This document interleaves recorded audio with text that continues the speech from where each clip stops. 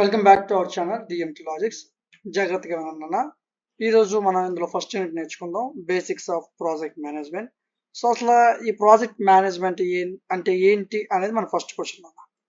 So జాగ్రత్తగా వినండి. Project management అంటే చాలా సింపుల్గా రాయొచ్చు, స్కిల్ పేపర్ చాలా కష్టమేం కాదు, very easy. So project management అంటే అసలు నీకున్న స్కిల్స్ ఏంటి, నీకు దాని మీద నాలెడ్జ్ ఏంటి, దాని మీద ఎక్స్పీరియన్స్ నీకు ఎంత ఉంది, సో ఆ ప్రాజెక్ట్ యొక్క పారామీటర్స్ ఏంటి, దాని యొక్క క్రైటీరియా ఏంటి, ఇవన్నీ కలిపి చెప్పేదే ప్రాజెక్ట్ మేనేజ్మెంట్ అని. సో ఇది ఒక ఫైనల్ రిపోర్ట్ లాంటిది. అంటే ఎంత టైం పడుతుంది, ఎంత బడ్జెట్ పడుతుంది, ఇదంతా చెప్పే ఒక ఫైనల్ రిపోర్ట్నే ప్రాజెక్ట్ మేనేజ్మెంట్ అంటారు. సో ఈ ప్రాజెక్ట్ మేనేజ్మెంట్ ఇంకా ఎలా పిలుస్తారంటే, స్టార్టింగ్ నుంచి ఎండింగ్ వరకు ఏం పని చేయాలి అని చెప్పి త్రూ అవుట్ లైఫ్ సైకిల్నే ప్రాజెక్ట్ మేనేజ్మెంట్ అంటారు. ఇందులో మెయిన్ ఏంటంటే, సో ఏ టైంకి ఏది కంప్లీట్ చేయాలా, ఎంత బడ్జెట్ అవుతుంది, ఎంత క్వాలిటీతో అవుతుంది, సో ఇదంతా ఇది మెయిన్ టాపిక్ ఈ ప్రాజెక్ట్ మేనేజ్మెంట్లో. సో ఇందులో ఉన్న రకాలు ఏంటి అని అడిగారు రెండో question. Types of projects. First, if there is only one single quantity which sets A project apart from routine commercial industry. ఏం లేదన్న, సో ఇందులో రకాలు అడిగాడు. సో ఇది జస్ట్ చిన్న ఇంట్రడక్షన్ లాంటిది.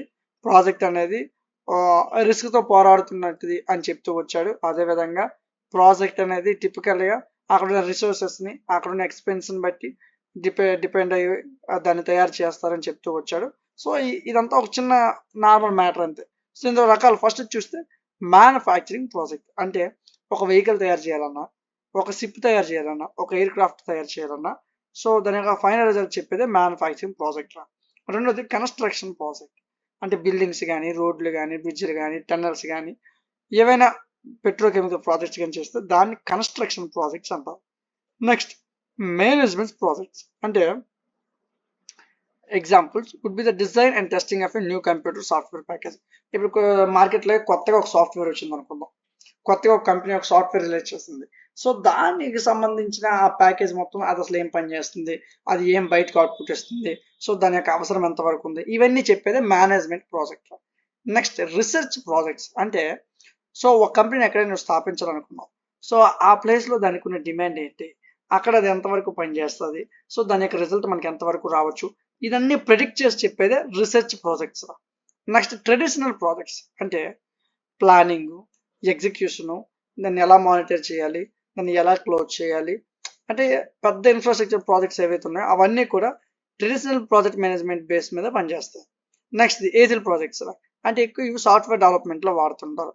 పీపుల్ దేన్ని ఫోకస్ చేస్తారు, లేదా పీపుల్ ఏ సాఫ్ట్వేర్కి ఎక్కువగా అడాక్ట్ అవుతారు, ఇలాంటివి దృష్టిలో పెట్టుకుని చేసే ప్రాజెక్టే Ezhil project. Next remote projects అంటే ఇవి యాక్చువల్గా ఫ్రీలాన్స్ కాంట్రిబ్యూటర్స్ ఎవరైతే ఉన్నారో వాళ్ళు ప్రాజెక్ట్స్ని కొన్ని తీసుకుంటారో వాటిని రిమోట్ ప్రాజెక్ట్స్ అంటారు. Next agency projects. Agency projects are outsource to an agency that is like to have projects with multiple clients. ఇప్పుడు నీకు ఏదైనా సమస్య వస్తే నువ్వు ఒక ఏజెన్సీ దగ్గరికి వెళ్ళి నీకు ప్రాజెక్ట్ చేస్తావు, దాన్ని ఏజెన్సీ ప్రాజెక్ట్స్ అంటారు. ఆ ఏజెన్సీ వాళ్ళు వాళ్ళక్కడ మల్టిపుల్ క్లయింట్స్ని యూజ్ చేసి నీ ప్రాజెక్ట్ని సాల్వ్ చేస్తారు. ఓకేనా, దీన్ని ఏజెన్సీ ప్రాజెక్ట్ అంటారు. సో ఒకవేళ ప్రాజెక్ట్ మేనేజ్మెంట్లో ఒక 5 ఫేజెస్ అడిగాడు అనుకో, అప్పుడు ఇలా రాయాలన్నా. సో ఇందులో 5 రకాలుగా ఉంటాయి. ఓకేనా, ఇందులో వేరే వేరే పనులు ఉంటాయి, వేరే వేరే స్కిల్స్ ఉంటాయి. ఒక సక్సెస్ఫుల్ ప్రాజెక్ట్ తయారు చేయాలంటే ఎంతో మంది కష్టపడాలి. సో ఇందులో ఉన్న 5 రకాలు. ఒకటి ఫస్ట్ ఇనిషియేషన్, మొదలెట్టేది అంటే beginning of the project, start చేయడం. High level expectations like why a project is required, it is feasible or not, what is need to complete the project. So start చేసినప్పుడే so high level ఎక్స్పెక్టేషన్తో అసలు ఈ ప్రాజెక్ట్కి ఏంటి అవసరం, ఎంత టైంకి ఇది కంప్లీట్ అవుతుంది, ఇలాంటివన్నీ దృష్టిలో పెట్టుకోవాలా. నెక్స్ట్ దీని యొక్క అవుట్పుట్ ఏంటి, సో దీని యొక్క అవుట్పుట్ నెక్స్ట్ ఫేజ్లో ఎలా వస్తుంది, లేదా దీనికి ఏటేటి అవసరం, లేదా ఎంత టైం దీనికి అవసరం, ఎన్ని సోర్సెస్ దీనికి అవసరం, సో ఇలాంటివన్నీ ఇనీషియల్ స్టేజ్లో మనకి తెలిసి ఉండాలి. రెండో స్టేజ్ ప్లానింగ్. సో ఇవన్నీ నీకు తెలుసు. సరే, ఇప్పుడు బిజినెస్లోకి దిగావు. ఇప్పుడు నువ్వు ఒక ప్లానింగ్ చేసి దిగకూడదు అంటే, సో అంటే అక్కడ నీకు ఎంత టైం ఫ్రేమ్, అక్కడ నీకు ఎంతవరకు రిస్క్ చేయొచ్చు, దాని యొక్క స్కోప్ అక్కడ ఎంత ఉంది, ఇలాంటివన్నీ తెలుసుకోవాలి ఒక సక్సెస్ఫుల్ ప్రాజెక్ట్ ప్లాన్ అంటే. సో అవుట్పుట్స్, నీకు అవుట్పుట్ ఏంటి, ఒక కమ్యూనికేషన్ ప్లాన్ లేకుండా దిగిపోయావనుకో, ఏ ప్రాజెక్ట్ ప్లాన్ లేకుండా, అక్కడ అసలు ఎంత పెట్టాలో నీకు తెలియదు, అక్కడ ఎంత నీకు సేల్ అవుతుందో తెలియదు, అక్కడ ఎంత స్కోప్ ఉందో తెలియదు. సో ఇవన్నీ నీకు నష్టాలు వచ్చేస్తాయి అని చెప్తూ వచ్చాడు. Next execution. సరే, నీకు ప్లాన్ కూడా ఉంది, తర్వాత ఏంటి, ప్రాజెక్ట్ ఎగ్జిక్యూషన్ ఫేజ్. సరే, ప్రాజెక్ట్ని నీకున్న కొంతమంది మెంబర్స్ని యూజ్ చేసి వాళ్ళకి ప్రాపర్గా గైడ్ చేసి బయటికి పంపించాం. ఒక ప్రాజెక్ట్ మేనేజ్మెంట్ ప్లాన్ ఇచ్చి అప్రూవ్ చేసి పంపించేసాం. ఎడిషనల్గా ఇందులో proper allocation, management of the project resources like materials కానీ దానికి సంబంధించిన బడ్జెట్ కానీ, ఫర్ సపోజ్ ఏదో ఒక ఐటెం నేను అమ్మాలనుకుంటున్నాను, అప్పుడు ఆ ఐటెంకి సంబంధించి కొన్ని కొన్ని ఏవైనా దానికి సంబంధించిన కొన్ని మెటీరియల్స్ ఇచ్చి పంపించాను. దాన్ని ఎగ్జిక్యూషన్ అంటారు. సో అంటే ఇక్కడ ప్రాజెక్ట్ అనేది అవుట్పుట్ కింద బయటకు వెళ్తుంది. Next monitoring. ఇప్పుడు ఏం చేయాలంటే ఎవరైతే వాళ్ళందరూ బయటకు వెళ్ళారు కదా, వాటన్నిటిని పట్టుకొని ఈ మెటీరియల్స్ కానీ బడ్జెట్ కానీ పట్టుకొని ఎగ్జిక్యూషన్ చేశారు కదా, అప్పుడు వాళ్ళ యొక్క టైం ఏంటి, ఎంత కాస్ట్ పడుతుంది, దాని యొక్క పర్ఫార్మెన్స్ మార్కెట్లో ఎలా ఉంది, ఇవన్నీ కూడా నువ్వు తెలుసుకోవాలి. దాన్ని మానిటరింగ్ అంటారు. అంటే రోజు రోజుకి నీకు ఎంత సేల్ అవుతుంది, సో నీకు దీనివల్ల ఎంత లాభం వస్తుంది, దీని కింద ఎంతమంది పని చేస్తున్నారు, దీనివల్ల మనకి ఎంత సేల్ పెరుగుతుంది, ఇలాంటిని మానిటరింగ్ అంటారు. ఒక ప్రాజెక్ట్ని మానిటర్ చేయడం. ఆ ప్రాజెక్ట్కి సంబంధించి output from this phase include project progress reports. So దీన్ని బట్టే నువ్వు నీ ప్రాజెక్ట్ ఎంత ప్రోగ్రెస్లో ఉంది అనేది చెప్పొచ్చు. Okay, next closure. నేను మూసేయడమే, కంప్లీట్ చేసేయడమే. ప్రాజెక్ట్ని ఫైనలైజ్ చేస్తాం. అంటే ప్రాజెక్ట్ డెలివరీస్ అన్నీ బాగా అయ్యాయి, మొత్తం రిమైనింగ్ బిజినెస్ లీడర్స్ వీళ్ళందరూ కూడా ఆ బిజినెస్ లీడర్స్ అందరూ కలిసి అన్నీ క్లియర్గా ఉన్నప్పుడు ఈ ఫేజ్ని ఇక్కడతో క్లోజ్ చేసేస్తారు ఆ ప్రాజెక్ట్ని. దాన్ని క్లోజర్ ఫేజ్ అంటారు. ఓకే, నెక్స్ట్ చూద్దాం. ప్రాజెక్ట్ మేనేజర్ యొక్క రోల్ ఏంటి, ఏం చేస్తాడు? ఇతని యొక్క రెస్పాన్సిబిలిటీ ఏంటంటే వేరియస్ టాస్క్స్ కానీ అక్కడ జరిగే ఎలాంటి యాక్టివిటీస్కైనా ఇతనే రెస్పాన్సిబిలిటీ వహించాలి. ఫస్ట్ రెస్పాన్సిబిలిటీ అంటే ప్లానింగ్.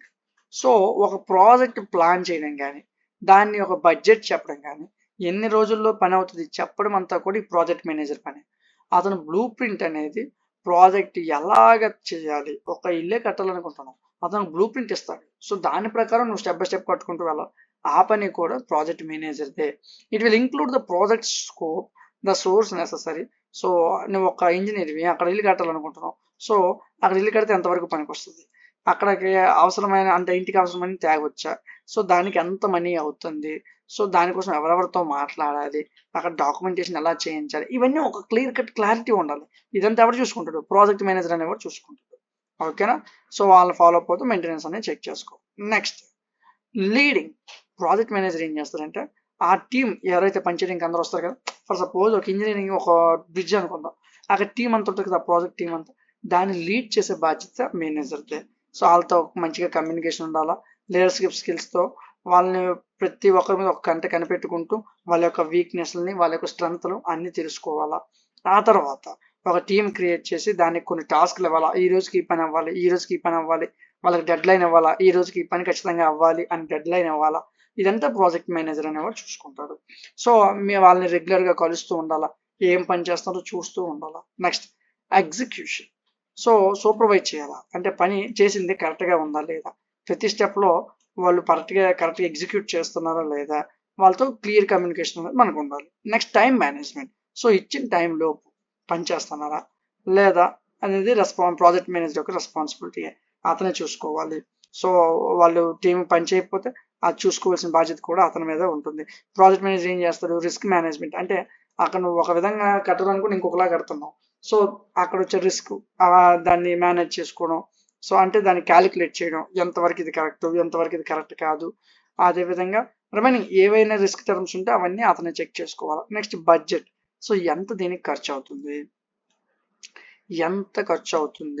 వీలైనంత వరకు ఎంత మనం దీని నుంచి సేవ్ చేయొచ్చు, దీనివల్ల ఎక్స్ట్రా మనీ మనకి ఏమైనా పడుతుందా, లేదా ప్రాజెక్ట్ మేనేజర్ అనేవాడు ఏం చేయాలి, ఆ ఫండ్స్ని ఎప్పుడు వాళ్ళకి అవసరమో అప్పుడే అందించాలి. Next documentation. అంటే అక్కడ ప్రాపర్గా ఆ ప్రాజెక్ట్కి సంబంధించిన ఫైల్స్ అన్ని కూడా డాక్యుమెంట్ చేసి ఉంచాల్సిన బాధ్యత అవుతుంది. సో ఈ డాక్యుమెంట్స్ చేయడం కోసం అక్కడున్న ప్రతి డేటాని కలెక్ట్ చేయాలి, అక్కడున్న రిపోర్ట్స్ అన్ని కలెక్ట్ చేయాలి, ఇవన్నీ చేసి ఒక డాక్యుమెంటేషన్ చేయాలి. Next maintenance. సో ఒక ప్రాజెక్ట్ అనేది పని ఆగిపోతే లేదా పని అయిపోతే, అంటే the work doesn't end once a project has been completed. So పని అవ్వలేదు కానీ ప్రాజెక్ట్ కంప్లీట్ అయిపోయింది, అప్పుడు అక్కడున్న మెయింటెనెన్స్ చూసుకోవడం అయితే ఏమి, అదేవిధంగా అక్కడ ప్రాపర్గా వాళ్ళకి సపోర్ట్ చేయడం అయితే ఏమి, చివరికి మనము అవుట్పుట్ ఇస్తాం కదా, ఆ ఇవ్వడం అయితే ఏమి, ఇదంతా కూడా ప్రాజెక్ట్ మేనేజరే చూసుకోవాలా. డే టు డే మొత్తం యాక్టివిటీ అంతా ప్రాజెక్ట్ మేనేజరే చూసుకోవాలి. సో ఇంతేనా, పెద్ద కష్టం ఏం కాదు, వెరీ సింపుల్. యూనిట్ని అలా కూర్చొని ఒక్కటికి 2 సార్లు వింటే ఒక క్లారిటీ వస్తుంది. ఒక సింపుల్ ఒక బ్రిడ్జ్ని మీ దృష్టిలో పెట్టుకొని లేదా ఒక రోడ్డుని మీ దృష్టిలో పెట్టుకొని దాన్ని ప్రాజెక్ట్ అనుకోండి. అది ఎలా పనిచేస్తాం అనేది బుర్రలో ఉంచుకుంటే ఫస్ట్ యూనిట్ కథం. తర్వాత మనం 2 యూనిట్లో